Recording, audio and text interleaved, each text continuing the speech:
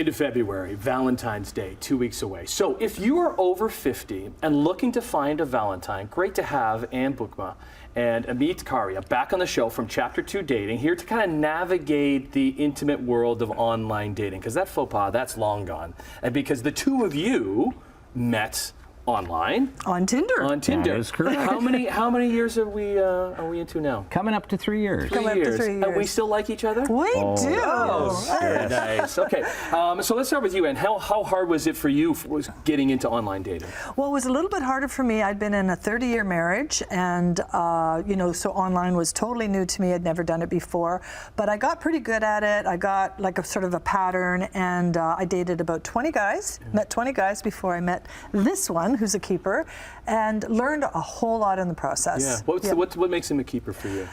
Kind, generous, interested, funny. You know. Who's she talking about? Wow, got it all of me. It's funny how women will always say, I want funny, but rarely do men say in their dating profiles, I want a funny woman. Yeah. I like to think I can be funny. But you know what I mean? Okay, so what attracts you to wow, Ann? I mean, look at her. Hello, right? yes. I was like, this is growing up in the 70s, you know, I'm looking at people like Farrah Fawcett. So superficial. And I said, I need someone who has opinions, you know, if she's blonde, that's fine, but she's got to be joyful. Because I have friends who are single now, and they say, what makes Ann the keeper? Oh. I said, joyful, right? And she doesn't nag. And she can cook really well. Yes. Did you have success or fails when it comes to online dating? I really enjoyed it, and then you know, in our workshop, I have a saying, and it's like a kid in a candy store. Yeah. So I really loved it. I had met around 20 women, and it was amazing. It was really fun, and you kind of want to just keep that going till you meet someone like Ann, and you're like, you know what? Let's focus. And then, do you know when you meet them, they're just like, okay, Well, this one's a little different. Yeah, I think you got to be careful. Our workshops are for women over 50, and we often hear women say, I want to meet the one. Yeah. I want to meet the love of my life. I want to meet my next husband. We advise not doing that. It takes time to get to know someone. Sure, you can have chemistry, but that's not always the best indicator. It's like, do you have shared values? Could this person be a friend? It takes time, you know, to develop into that kind of relationship. Specifically, Chapter 2 Dating is for women over 50. That's right. Why is that, Ann? Well, because we feel we understand that audience. Yeah. That audience has a lot of challenges. Many of them have been widowed or they've been married for years and they're single, and they don't know how to navigate that world. And we learned so much during our years online dating that we want to share those tips. Specifically, even the tech side of the online dating stuff. Yes, so when we go through our workshop, a lot of times people just don't know. It's like teaching someone who's never driven before. They're like, well, how do I do it? And do I do it on my computer? Can I do it on my phone? What's an app? Right.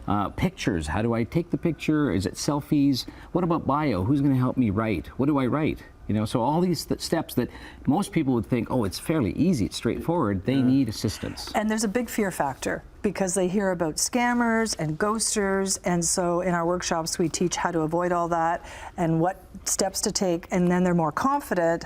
And we've had lots of success stories with the women who've taken our workshops. Well, let's get into some keys to the success and some key factors that you suggest, Ann, that works. Yeah, well, we have our workshop, we talk about 20 things, but I would say one of the things is to realize it is a bit of work.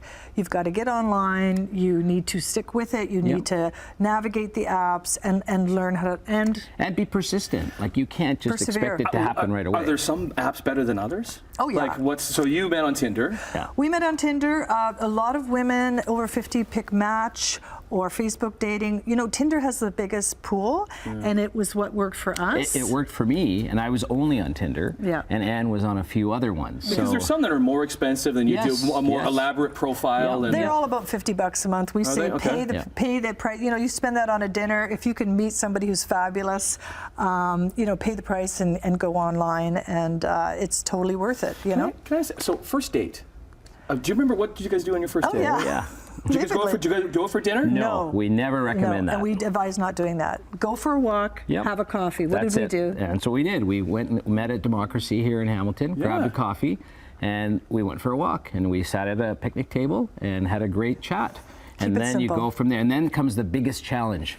What do you do at the end of that? That's right. And so Ann has a great tip, and she tells people, you know what? Don't put pressure.